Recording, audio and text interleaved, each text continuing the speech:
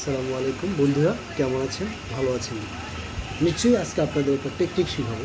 সেটা হচ্ছে আমরা অফিস আদালত কিংবা অন্য অন্য জায়গায় যাই, তো সেই জায়গায় যেতে হলে আমাদের একটু মানে আমাদের ড্রেস আপের একটু পরিবর্তন দরকার আছে। তো সেক্ষেত্রে আমি আজকে একটা নিয়ে আসছি বেল।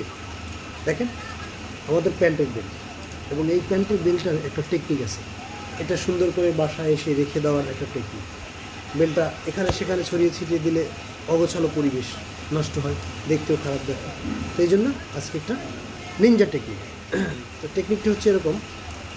আমি আগে প্রথমে এই বেলটাকে, এই যে দেখেন, এই যে বেল, এখান থেকে ভিতর থেকে এটা, এই যে এই এই এই এই যে এটা ভিতর থেকে এখানে ভরে দিচ্ছি, এখানে পিস করেছি।